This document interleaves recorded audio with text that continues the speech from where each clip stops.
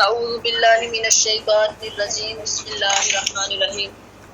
انا ارسلناک بالحق بشیرا ونذیرا ولا تسأل عن اصحاب الجحیم ولن ترضى عنك اليهود ولا النصارى حتى تتبع ملتهم قل ان هدى الله هو الهدى وَلَئِنِ اتَّبَعْتَ أَهْوَاءَهُمْ بَعْدَ الَّذِي جَاءَكَ مِنَ الْعِلْمِ مَا لَكَ مِنَ اللَّهِ مِنْ وَلِيٍّ وَلَا نَصِيرٍ الَّذِينَ آتَيْنَاهُمُ الْكِتَابَ يَتْلُونَهُ حَقَّ تِلَاوَتِهِ أُولَئِكَ يُؤْمِنُونَ بِهِ وَمَنْ يَكْفُرْ بِهِ فَأُولَئِكَ هُمُ الْخَاسِرُونَ يَا بَنِي إِسْرَائِيلَ اذْكُرُوا نِعْمَتِيَ الَّتِي أَنْعَمْتُ عَلَيْكُمْ وَأَنِّي فَضَّلْتُكُمْ عَلَى الْعَالَمِينَ۔ آیت نمبر 119 ہے۔ انا بے شک ارسلنا کا بھیجا ہم نے آپ صلی اللہ علیہ وسلم کو بالحق کی ساتھ حق کے بشیرن خوشخبری دینے والا و نذیرن اور ڈرانے والا ولا اور نہ تسالو سوال کیا جائے گا آپ سے ولا تسالو اور نہیں آپ پوچھے جائیں گے عن اصحاب الجحیم عن کے بارے میں اصحابی رہنے والے الجحیم دوزخ کے دوزخ میں رہنے والوں کے بارے میں آپ سے نہیں پوچھا جائے گا۔ اللہ تعالیٰ اس آیت میں فرماتے ہیں ہم نے آپ صلی اللہ علیہ وسلم کو سچائی کے ساتھ مسلمانوں کو نیک اعمال پر جنت کی خوشخبری دینے والا اور برے اعمال پر کافروں کو جہنم سے ڈرانے والا بنا کر بھیجا ہے، اور دوزخیوں کے بارے میں آپ سے نہیں پوچھا جائے گا، یعنی آپ سے ان کے متعلق بالکل بھی باز پرس نہیں ہوگی کہ یہ لوگ مسلمان کیوں نہیں ہوئے تھے۔ رسول اللہ صلی اللہ علیہ وسلم کی نصیحت حد تک مسئول ہے۔ حدیث میں ہے کہ خوشخبری دینے والے جنت کی اور ڈرانے والے جہنم سے۔ قرآن کریم کی ایک آیت میں اللہ تعالیٰ فرماتے ہیں فَإِنَّمَا عَلَيْكَ الْبَلَاغُ وَعَلَيْنَا الْحِسَابُ کہ آپ ہماری طرف سے پیغمبر بن کر آئے، سچے نبی ہیں، آپ نیک اعمال پر جنت کی خوشخبری دینے والے، برے اعمال پر جہنم سے ڈرانے والے۔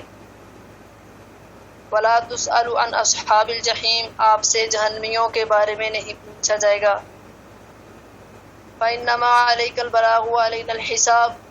اللہ فرماتے ہیں آپ کے ذمے ہمارا پیغام پہنچا دینا ہے اور ہمارے ذمے ان کا حساب لینا ہے۔ قرآن کریم کے ایک اور آیت میں اللہ فرماتے ہیں فَذَكِّرْ إِنَّمَا أَنْتَ مُذَكِّرٌ لَسْتَ عَلَيْهِمْ بِمُصَيْطِرٍ سورۃ الغاشیہ میں کہ آپ نصیحت کرتے رہیں،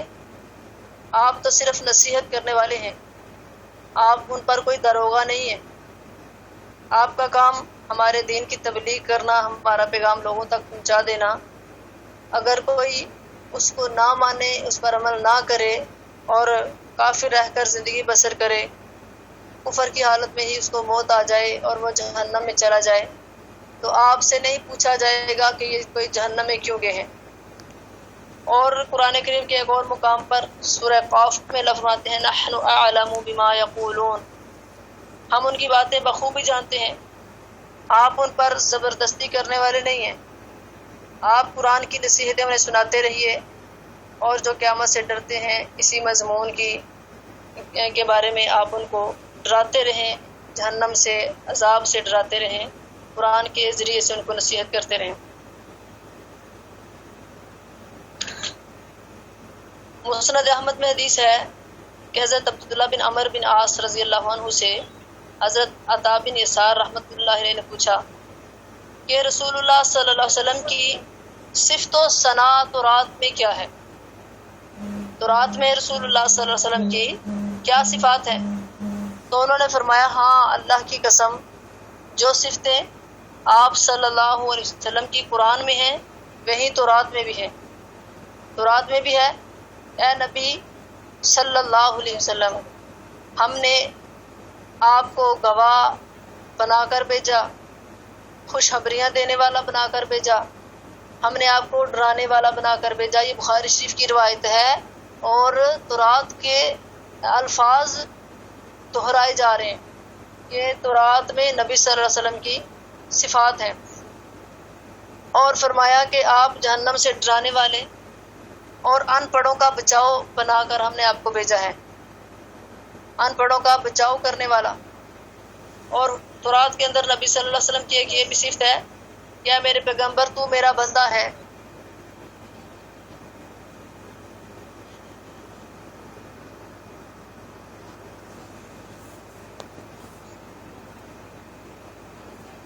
حضرت عبداللہ بن عمر بن عاص رضی اللہ عنہ نے ان سے عطا بن یسار نے پوچھا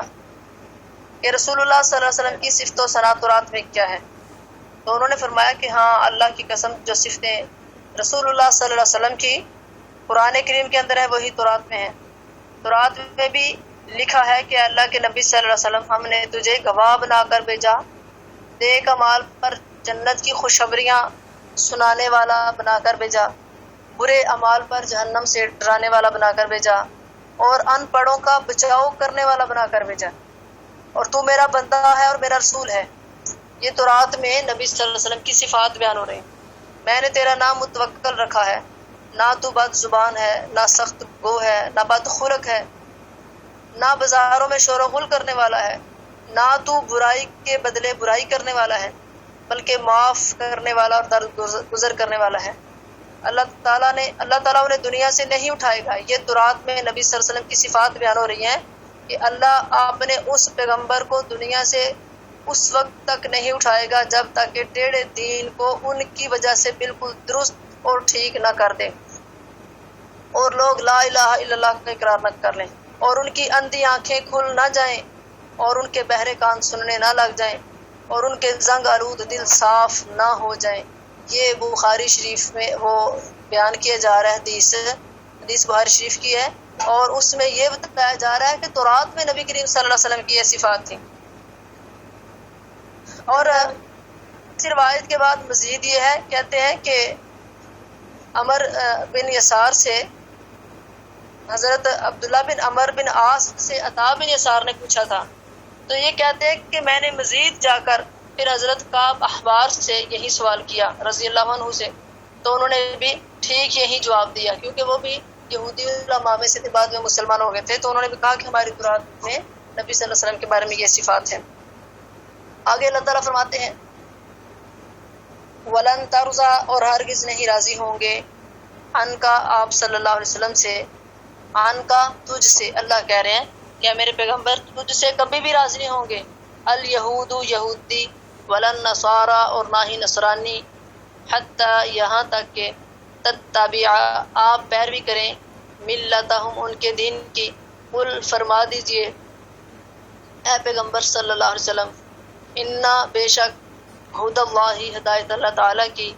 هو الہدی ہدایت ہے، والا ان، اور اگر اتبعت پیروی کرے گا تو، اہواءہم ان کی خواہشات کی، والا ان کا ایک معنی والا ان اور البتہ اگر بھی آتا ہے، اتبعت پیروی کرے گا تو، اہواءہم ان کی خواہشات کی، بعد الذی بعد اس چیز کے، جاءک کہ آئی ہے آپ کے پاس، من العلم علم سے، مالا کا نہیں ہے آپ صلی اللہ علیہ وسلم کے لیے، من اللہ اللہ تعالیٰ کی طرف سے، من ولیٍ کوئی دوست، ولا نصیر اور نہ ہی کوئی مددگار۔ اس آیت میں اللہ تعالیٰ فرماتے ہیں کہ یہود و نصارہ تو آپ سے کبھی بھی راضی نہیں ہوں گے جب تک تو ان کے طریقے پر نہ چلے۔ اللہ نبی صلی اللہ علیہ وسلم سے کہہ رہے ہیں کہ جب تک آپ یہود و نصارہ کی پیروی نہیں کر لیتے، ان کے طریقے پر نہیں چلتے، تب تک یہ آپ سے راضی نہیں ہوں گے۔ تو اللہ نے فرمایا قل ان ہدی اللہ هو الہدی، اے میرے پیغمبر جناب محمد صلی اللہ علیہ وسلم آپ فرما دیں کہ بے شک جو اصل ہدایت ہے، جو سچی راہ ہے، وہ اللہ ہی کی راہ ہے، اللہ کی ہدایت ہے۔ تو پھر اللہ نے نبی کریم صلی اللہ علیہ وسلم سے فرمایا والا ان اتبعت اہواءہم بعد الذی جاءک من العلم، اگر آپ علم کے آ جانے کے بعد ان کی خواہشوں پر چلیں گے، ان کی خواہش کی پیروی کر لیں گے، ان کے دین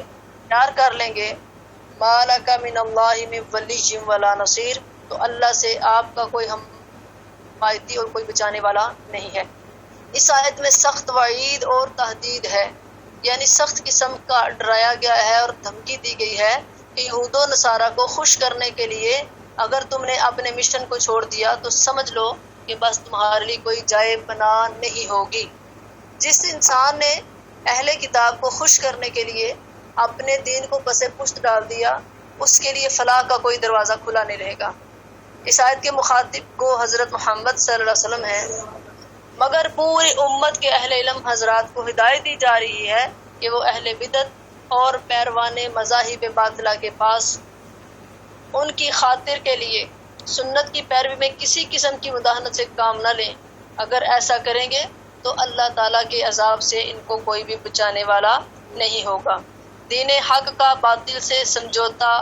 جرم عظیم ہے۔ دین حق کا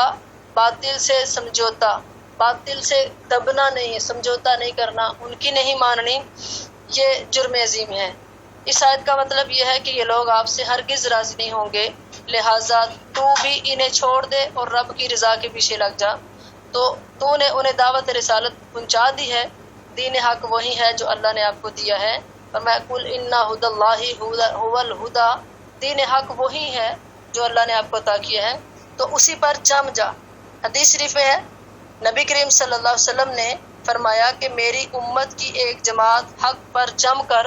دوسروں کے مقابلے میں رہے گی اور غلبے کے ساتھ رہے گی یہاں تک کہ قیامت آ جائے، یعنی قیامت تک میری امت جو ہے حق پر قائم رہے گی۔ پھر اللہ نے فرمایا وَلَا إِنِ اتَّبَعْتَ أَهْوَاءَهُمْ بَعْدَ الَّذِي جَاءَكَ مِنَ الْعِلْمِ، فرمایا اے نبی صلی اللہ علیہ وسلم، اللہ نے اپنے نبی صلی اللہ علیہ وسلم کو خطاب کر کے دھمکایا کہ ہرگز ان کی رضامندی حاصل نہیں کرنی اور ان سے صلح جوئی کے لیے اپنے دین میں سست نہیں ہونا، نہ ان کی طرف جھکنا ہے نہ ان کی بات ماننی ہے۔ اللہ اکبر۔ اس آیت سے استدلال کیا جاتا ہے کہ کفر ایک ہی مذہب ہے، خواہ وہ یہودی ہو،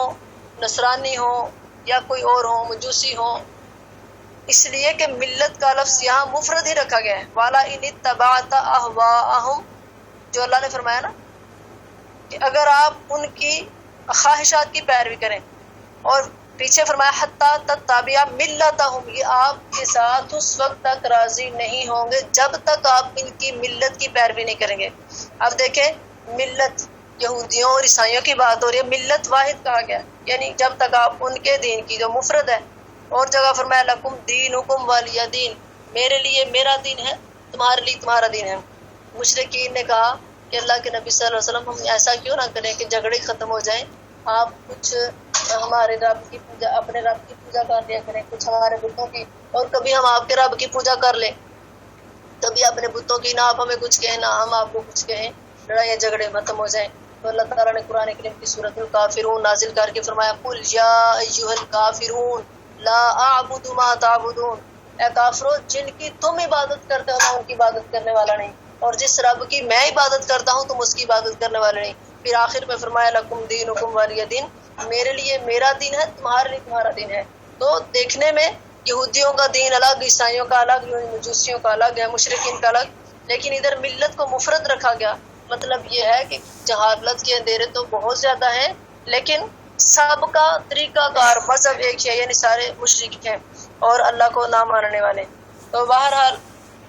اللہ تعالیٰ نے فرمایا کہ آپ صلی اللہ علیہ وسلم نے ان کی پیروی نہیں کرنی کیونکہ یہ حق پر نہیں ہے، آپ حق پر ہیں۔ پھر فرمایا الذین، اگلی آیت میں اللہ تعالیٰ فرماتے ہیں الذین، وہ لوگ آتیناہم، کہ دی ہم نے ان کو الکتاب، کتاب، یتلونہ، پڑھتے ہیں اس کو یا تلاوت کرتے ہیں اس کی، حق کا تلاوت ہی، جیسا کہ حق ہے اس کی تلاوت کرنے کا۔ اللہ فرماتے ہیں جن کو ہم نے کتاب دی، کتاب سے مراد یہاں تورات اور انجیل ہے، فرمایا تورات یا انجیل، یتلونہ، وہ پڑھتے ہیں اس کو، یعنی تورات کو یا انجیل کو، حق کا تلاوت ہی، جیسا کہ حق ہے اس کی تلاوت کرنے کا، اولئک، یہ لوگ، یعنی جو تلاوت کرتے ہیں تورات کی اور انجیل کی، یہ لوگ یؤمنون، ایمان لاتے ہیں بھی، ساتھ اس کے، یعنی جو لوگ تورات اور انجیل کو ایسے پڑھتے ہیں جیسے اس کے پڑھنے کا حق ہے، وہی لوگ قرآن پر ایمان لائیں گے. اولئک یؤمنون بہ، وہی اس پر یعنی قرآن پر ایمان لائیں گے. یعنی مطلب یہ ہے اللہ تعالیٰ فرماتے ہیں کہ جن کو ہم نے کتاب دی تورات اور انجیل، انہوں نے اس کو ایسے پڑھا جیسے اللہ نے اس کو نازل کیا تھا، کیونکہ اس میں ہمارے نبی صلی اللہ علیہ وسلم کی بشارتیں تھیں اور قرآن کے بارے میں بتایا گیا تھا. آخری کتاب ان کی قرآن اور آخری پیغمبر حضرت محمد صلی اللہ علیہ وسلم ہوں گے، اور آپ کا نام تورات میں متوکل بتایا گیا. تو جو صفات تورات میں لکھی تھی نبی صلی اللہ علیہ وسلم کے بارے میں، وہی انہوں نے نبی صلی اللہ علیہ وسلم کے اندر پائیں. تو فرمایا جنہوں نے تورات کو ایسے پڑھا جس طرح اس کے پڑھنے کا حق تھا، تو وہی اس قرآن پر ایمان لائیں گے. وَمَن يَكْفُرْ، یعنی یہود کے افعال قبیحہ کا ذکر کرنے کے بعد اب ان میں سے نیک اور خدا ترس لوگوں کا بھی ذکر کیا ہے، کیونکہ وہ تورات کو غور و فکر سے پڑھتے ہیں، اس وجہ سے وہ اسلام سے شرفیاب ہو چکے ہیں. ان سے مراد حضرت عبداللہ بن سلام اور ان کے ساتھی ہیں. اور قرآن کا حق تلاوت بھی یہی ہے کہ اسے غور سے پڑھا جائے اور پھر اس کی ہدایات پر عمل کیا جائے. اور اللہ تعالیٰ نے جو ہمیں اس کے اندر جتنے بھی احکام دیے ہیں ان کو ادا کیا جائے، ان پر عمل کیا جائے، ان کو مانا جائے، اور جتنے بھی منہیات ہیں غلط کام ہیں ان سے رکا جائے، ان سے بچا جائے. آگے فرمایا وَمَن يَكْفُرْ، اور جو کوئی کفر کرے بِهِ، ساتھ اس کے، یعنی جو قرآن کا انکار کرے گا، فَأُولَئِكَ، بس یہ لوگ ہم الخاسرون، وہی نقصان اٹھانے والے ہیں. یعنی جن لوگوں کو ہم نے تورات دی وہ تورات کو ایسے پڑھتے ہیں جیسے اس کو پڑھنے کا حق ہے، تو وہی قرآن پر ایمان لائیں گے. یعنی اللہ تعالیٰ نے اب تورات کی صفت، تورات کی بھی جو ہے عظمت بیان کی ہے. اور حق تلاوت سے کیا مراد ہے؟ پھر فرمایا کہ جنہیں ہم نے کتاب دی وہ حق تلاوت ادا کرتے ہیں اور اسی طرح اس کو پڑھتے ہیں. اس سے مراد یہود و نصارہ ہیں. اور ایک روایت میں ہے کہ اس سے مراد اصحاب رسول اللہ صلی اللہ علیہ وسلم ہے. حضرت عمر رضی اللہ عنہ فرماتے ہیں کہ حق تلاوت یہ ہے،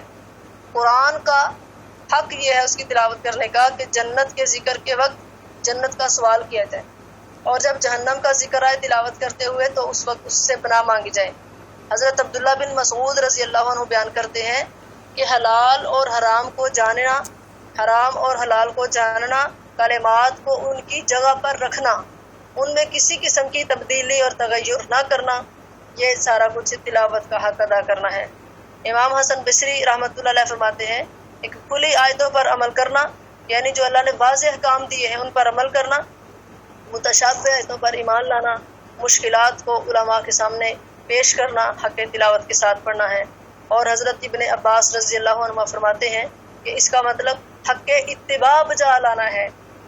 بس تلاوت بمانا اتباع ہے، یعنی اس کو ایسے پڑھنا جیسے اللہ تعالیٰ نے حکم دیا ہے. تو مطلب یہ ہے کہ جو لوگ تورات کو ایسے پڑھتے ہیں جیسے اس کو پڑھنے کا حق ہے تو وہی قرآن پر ایمان لائیں گے. اور اگر قرآن کی بات ہے تو فرمایا یہی لوگ جو تورات کو مانتے ہیں وہی قرآن پر ایمان لائیں گے، اور جو قرآن کا انکار کرے گا وہ نقصان اٹھانے والوں میں سے ہو جائے گا. تو مطلب یہ ہے کہ جو قرآن ہے اس کا بھی حق یہ ہے اس کو پڑھا جائے، اس پر ایمان لایا جائے، اس کے اوپر یقین کیا جائے، اس کے اندر جو احکام ہیں ان کو بجا لایا جائے، جو منہی ہے یعنی منہیات ہیں جن سے روکا گیا ہے ان سے رکا جائے، تو پھر اس کا حق ادا ہوگا. تو اللہ نے یہاں پہ نیک لوگوں کی، جو بنی اسرائیل میں سے، اہل کتاب میں سے، یہود و نصارہ میں سے جو نیک تھے، جنہوں نے تورات کو پڑھا اور ایسے پڑھا جیسے اللہ نے اس کو نازل کیا تھا، یعنی اس میں کوئی تحریف نہیں کی، تبدیلی نہیں کی، تو وہ نبی صلی اللہ علیہ وسلم کو دیکھتے ہی آپ پر ایمان لے آئے. جس طرح عبداللہ بن سلام تھے، سلمان فارسی رضی اللہ عنہ تھے. تو اللہ تعالیٰ نے ان کی صفت بیان کی ہے. فرمایا اولئک یؤمنون بہ، جو تلاوت، جو تورات کو ایسے پڑھتے ہیں جیسے اس کے پڑھنے کا حق ہے، وہی اس قرآن پر ایمان لائیں گے. اور جو اس قرآن کا انکار کر دے گا وہ جو ہے اللہ تعالیٰ اس کو نقصان پہنچائیں گے، یعنی وہ اس نے اپنے نفس کو خود نقصان پہنچایا. فاولئک هم الخاسرون، یہ لوگ نقصان اٹھانے والے ہیں، یعنی جنہوں نے اپنی آخرت کو بھی ضائع کر دیا، دنیا کو بھی جو ضائع کر دیا ہے، دنیا کی زندگی کو آخرت کے بدلے میں ترجیح دے دی، قرآن کی فکر نہ کی، تو فرمایا یہ لوگ خسارہ پانے والے ہیں. اگلی آیت میں اللہ فرماتے ہیں یا بنی اسرائیل، اے بنی اسرائیل، اذکروا، یاد کرو، نعمتی اللتی، نعمتی میری نعمت، اللتی وہ جو، انعمت انعام کی میں نے، علیکم تم پر، وانی اور بے شک، فضلتکم فضیلت دی میں نے تمہیں، علی العالمین اوپر تمام جہانوں کے. یہ آیت اللہ تعالیٰ نے پہلے بھی ہم نے پیچھے پڑھا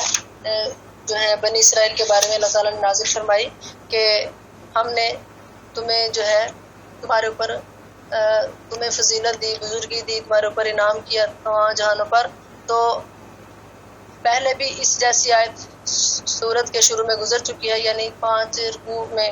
تو یہاں صرف تاکید کے طور پر ذکر کی گئی ہے، اور انہیں نبی امی صلی اللہ علیہ وسلم کی تابع داری کی رغبت دلائی گئی ہے، جن کی صفتیں وہ اپنی کتابوں میں موجود پاتے تھے، جن کا نام اور کام بھی اس کتاب کے اندر لکھا ہوا تھا، بلکہ ان کی امت کا ذکر بھی اس دورات میں موجود تھا، بس انہیں اس کے چھپانے اور اللہ کی دوسری نعمتوں کو پوشیدہ کرنے سے ڈرایا گیا ہے کہ اللہ فرماتے ہیں یا بنی اسرائیل اذکروا نعمتی التی انعمت علیکم، جو میں نے تمہارے اوپر نعمتیں کی، یعنی پہلے منصب امامت ان کو عطا کیا تھا، جب منصب امامت انہوں نے خود کھو دیا تو اللہ نے بھی ان سے چھین لیا اور یہ منصب اس امت کو عطا کر دیا، اور اس دور کے اندر اللہ نے تمام جہانوں پر ان کو فضیلت عطا کی تھی۔ تو اللہ تعالیٰ فرماتے ہیں کہ تم جو ہے پیغمبر صلی اللہ علیہ وسلم کی صفات جو تورات کے اندر لکھی ان کو چھپاؤ، اگر چھپاؤ گے تو میرے پیغمبر کی صفات چھپ نہیں جائیں گی، اور اگر تم دوسری اللہ کی نعمتوں کو چھپاؤ گے تو اللہ تمہیں ڈرا رہے ہیں، اور دینی اور دنیاوی نعمتوں کو ذکر کرنے کو کہا جا رہا ہے۔ اور عرب میں جو نسلی طور پر بھی ان کے چچا زاد بھائی ہیں، اللہ کی جو نعمت آئی ان میں جس خاتم الانبیاء صلی اللہ علیہ وسلم کو اللہ نے مبعوث فرمایا، ان سے حسد کر کے نبی کی مخالفت اور تکذیب پر آمادہ نہ ہونے کی ہدایت کی گئی ہے، کیونکہ نبی صلی اللہ علیہ وسلم بنی اسماعیل میں سے ہیں، اور اس بنی اسرائیل جو ہے حضرت اسحاق یعنی حضرت یعقوب علیہ السلام کی نسل میں سے، اسحاق علیہ السلام کے بیٹے یعقوب ہیں، یعقوب علیہ السلام کی نسل میں سے۔ تو اللہ تعالیٰ فرماتے ہیں کہ عرب میں جو نسلی طور پر بھی ان کے چچا زاد بھائی ہیں، یعنی نسلی طور پہ حضرت اسماعیل علیہ السلام اور حضرت اسحاق علیہ السلام دونوں بھائی ہیں، اور نبی صلی اللہ علیہ وسلم جو ہے اسماعیل علیہ السلام کی نسل میں سے ہیں، تو اسحاق جو ہے ان سے چھوٹے بھائی ہیں، تو یعنی نبی صلی اللہ علیہ وسلم کے چچا کے بیٹے ہیں، سمجھ آ رہی ہے نا؟ حضرت اسحاق علیہ السلام جو ہے نبی صلی اللہ علیہ وسلم کی چچا کے بیٹے ہیں نا، چچا ہے نا، کیونکہ چچا ہے نا، تو یہ جو یہودی ہیں ان کو کہا گیا تمہارے یعنی کہ چچا کے بیٹے ہیں، تو اس لیے فرمایا اب کیونکہ حدیث کے اندر اور عرب کے جو لوگ تھے نا وہ تایا کو بھی چچا ہی کہا کرتے تھے، یعنی باپ کے بھائی کو چچا ہی کہا کرتے تھے۔ تو اللہ تعالیٰ نے فرمایا کہ نسلی طور پر بھی ان کے جو چچا زاد بھائی ہیں، اللہ کی جو نعمت آئی ہے ان میں وہ آخری نبی حضرت محمد صلی اللہ علیہ وسلم ہیں، تمہارے چچا کے بیٹے ہیں، یعنی یہودیوں اور عیسائیوں کو کہا جا رہا ہے، حقیقت میں تو تایا کے بیٹے تھے نا، لیکن چچا کا بیٹا، عربوں کا یہ رواج تھا، وہ چچا کے بیٹے کو بھی اپنا بھائی کہتے تھے اور باپ کے چچا کو بھی بھائی کہتے تھے، یعنی جس طرح حضرت علی رضی اللہ عنہ کے بارے میں حضرت فاطمہ رضی اللہ عنہ دونوں کی آپس میں کوئی ناراضگی ہوئی تو نبی صلی اللہ علیہ وسلم نے کہا کہ تم نے اپنے چچا کے بیٹے کو کیا کہا، حالانکہ وہ نبی صلی اللہ علیہ وسلم کے چچا کے بیٹے تھے۔ تو یہ عربوں میں ایسا ایک سلسلہ تھا، ایک دوسرے کو اپنا بھائی یعنی چچا کے بیٹوں کو بھی، اور ان کے آگے جو اولاد ہوتی تھی ان کو بھی چچا کی اولاد ہی کہا جاتا تھا۔ تو اللہ نے کہا کہ نسلی طور پر بھی یہ ان کے چچا زاد بھائی ہیں، نبی صلی اللہ علیہ وسلم جو ہے ان کے چچا زاد بھائی ہیں، تو جو نعمت محمد صلی اللہ علیہ وسلم ان کے اندر آئی ہے، جس خاتم الانبیاء کو اللہ نے مبعوث فرمایا، تو اللہ ان یہودیوں کو کہہ رہے ہیں کہ ان کا حسد کر کے، نبی صلی اللہ علیہ وسلم کی مخالفت کر کے اور آپ کا انکار کر کے اپنے آپ کو گمراہی میں نہ ڈالو، میں نے تمہارے اوپر فضیلت کی تھی، تمہیں فضیلت دی تھی، تمام جہانوں کا تمہیں سردار بنایا تھا، لیکن تم نے اپنے اس منصب کو خود کھو دیا، اب بھی تمہارے پاس موقع ہے، اگر تم آخری نبی کو مان لو گے تو تمہیں پھر وہ منصب عطا کر دیا جائے گا۔ پھر اللہ تعالیٰ نے اگلی آیت میں فرمایا وَاتَّقُوا، اور ڈر جاؤ، یومن، اس دن سے، لا تجزی، نہ کام آئے گی، نفس، کوئی جان، عن نفس، کسی جان کے، شیئن، کچھ بھی، ولا، اور نہ، یقبل، قبول کیا جائے گا، منہا، اس سے، عدل، کوئی بدلہ، ولا، اور نہ، تنفعها، نفع دے گی اس کو، شفاعت، کوئی سفارش، ولا ہم، اور نہ ہی وہ، ینصرون، مدد دیے جائیں گے۔ اس آیت میں اللہ تعالیٰ نے فرمایا کہ میں نے تمہارے اوپر، پچھلی آیت میں فرمایا کہ بڑے انعامات کیے، بڑے احسان کیے، تمہیں فضیلت دی، اور اس میں فرمایا کہ اس دن سے ڈر جاؤ جس دن کوئی شخص بھی کسی شخص کے کام نہیں آئے گا، نہ اس کی طرف سے بدلہ منظور کیا جائے گا، یعنی کوئی انسان کسی انسان کے کام نہیں آئے گا۔ یہ کہا کرتے تھے نا کہ ہم جو ہیں، اب یہاں پہ دوبارہ اللہ نے اہل کتاب کو متنبع کیا ہے، جس طرح ہم نے پیچھے بھی پڑھا ہے وَاتَّقُوا یوما لا تجزی نفس عن نفس، پیچھے بھی آیت آئی ہے۔ تو اللہ تعالیٰ نے ان کی بد کرداریوں کی وجہ سے ان کو ظالم کہا، تو سو اب امامت اور قیادت امت محمدیہ کو مل رہی ہے، تو اللہ نے فرمایا جو میں نے تمہیں یہ قیادت یہ امامت عطا کی تھی اب وہ امت محمدیہ کو مل رہی ہے، وہیں حضرت ابراہیم علیہ السلام کے جانشین ہوں گے۔ اس سے دوبارہ نبی صلی اللہ علیہ وسلم کی اتباع پر انہیں ابھارنا مقصود ہے کہ تم اس دن سے ڈر جاؤ جس دن کوئی بھی کسی کام نہیں آئے گا، میرے پیغمبر کی اتباع اختیار کر لو۔ اور یہ آیت اللہ نے نازل اسی وجہ سے کی تھی، یہ کہا کرتے تھے کہ ہم نبیوں کی اولاد ہیں، ہم اللہ کے بڑے محبوب ہیں، اس کے بڑے چہیتے ہیں، ہم جتنے مرضی گناہ کریں ہمارے بڑے ہماری سفارش کر کے ہم اللہ کے عذاب سے بچا لیں گے۔ تو اللہ نے فرمایا اس دن کوئی بھی کسی کے کام نہیں آئے گا، اس دن کسی سے بدلہ، کوئی فدیہ، کوئی جرمانہ، کوئی فائن، کوئی ٹیکس لے کر کسی کو نہیں چھوڑا جائے گا۔ بلا تنفعها شفاعہ، اور اس دن کسی کی سفارش نفع نہیں دے گی۔ اور اللہ نے آیت الکرسی میں فرمایا من ذا الذی یشفع عنده الا باذنہ، اللہ کے پاس اللہ کی اجازت کے بغیر کون ہے جو اس کی سفارش کسی کی سفارش کر سکے؟ ہاں سفارش وہ کرے گا جس کو اللہ حکم دیں گے، اور اس کے بارے میں کرے گا جس کے بارے میں اللہ اجازت دیں گے۔ تو اللہ فرماتے ہیں اس دن کوئی بھی کسی کی سفارش نہیں کر سکے گا، ولا هم ينصرون، اور نہ ہی وہ مدد کیے جائیں گے، یعنی کسی قسم کی ان کی مدد نہیں کی جائے گی، ان کو اللہ کے عذاب سے بچایا نہیں جائے گا۔ جو نبی آخر الزمان صلی اللہ علیہ وسلم کو نہیں مانے گا، اور نبی صلی اللہ علیہ وسلم کی ایک حدیث ہے کہ قیامت تک میرے بارے میں جس نے بھی سنا اور مجھ پر ایمان نہ لایا تو وہ جہنم میں جائے گا، کیونکہ آپ صلی اللہ علیہ وسلم اللہ کے آخری رسول ہیں، آپ کا دین عالمگیر دین ہے، آپ کی شریعت عالمگیر شریعت ہے، آخری شریعت ہے، ختمی شریعت ہے، جو اس کو نہیں مانے گا اللہ نے اس پر ٹھکانہ جہنم رکھا ہے۔ اللہ تعالیٰ ہم سب کو ہر قسم کے گناہوں سے، سرکشیوں سے، اناد، حسد، بغض، سرکشی سے محفوظ فرمائے۔ اللہ ہم سب کو نبی صلی اللہ علیہ وسلم کا پکا سچا تابع دار بنائے، آمین ثم آمین۔ سبحانک اللہم و بحمدک، اشہد ان لا الہ الا انت، استغفرک و اتوب الیک۔ السلام علیکم ورحمۃ اللہ وبرکاتہ۔